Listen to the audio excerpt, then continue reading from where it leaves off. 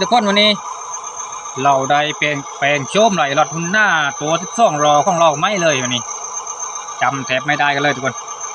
เริ่มต้นก็ทำซี่หัวเก่งไหมเอาไว้คุยใส่เล่นออกไปกันจริงก็ใส่ดำกระเซ็ดเข้าไปทำซี่ให้เข้ากับไอตัวดำคือว่าช่วยลงตัวเลยตรงนี้ก็จะเป็นที่ใส่แบตเตอรี่นะเราได้ทำการย้ายขึ้นมาเลยเวลาเราใส่แบตไม่ต้องจะแข่งรถอยู่เอามาใส่ด้านบนตรงนี้เลยทำผ้าปิดเปิดพื้นที่มันเลือกบอดี้เลยตรงนี้กับต่ำซี่บริเวณนี้มันก้าวกับตัวเก่งระยะห่างบอดี้เลยทำไว้ที่ใส่แบตได้เรื่อยๆเนี่ยหุ่นหน้าหลบ12 ล้อเราสามารถที่จะโมดิฟายได้หลากหลายนะ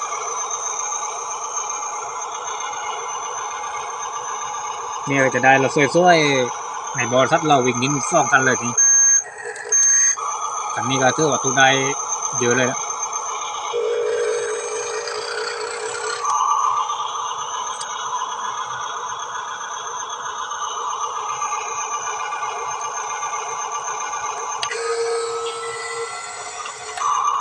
องศายกดำก็ไม่ต้องพูดถึงทุกคน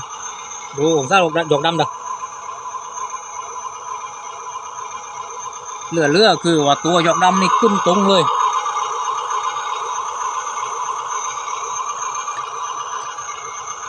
คือแล้วล่อว่าดำก้องเก่าแน่นอน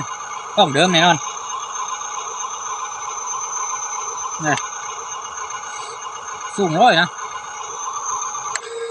คือว่าเทดินนี่ไม่ต้องพูดถึงนะมดเตียงคลิป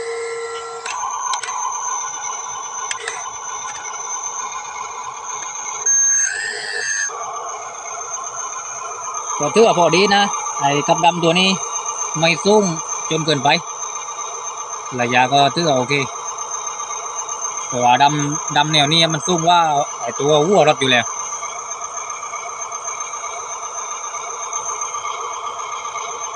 เนี่ยจะทุกคนได้เป็นแนวทางนะเพื่อใครจะทำเป็นแบบไหนนะแบบนี้มันทำได้หลากหลายบางทีเราก็ทำกาบาดำด้วยตัวเราเองก็ได้นะเป็นพัดอูดอันนี้ก็ทำจากเป็นพัดอูดเหมือนกันนะกาบาดำตัวนี้ทำไม่ยากนะเนี่ยเพื่อได้ทุกคนเป็นแนวทางปรับแต่งแบบอยู่นี่ก็ได้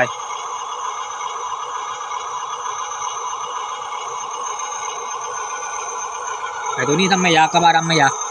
เนี่ยหลักการก็อยู่ประมาณนี้เลยก่อนเพื่อค่อยเดี๋ยวเอาไปทำได้เนี่ยก็ขึ้นโค้งตรงนี้ขึ้นมา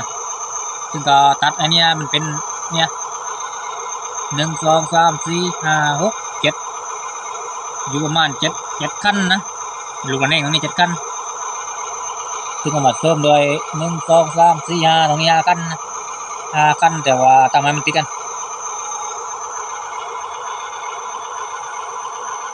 เนี่ยประมาณเนี้ย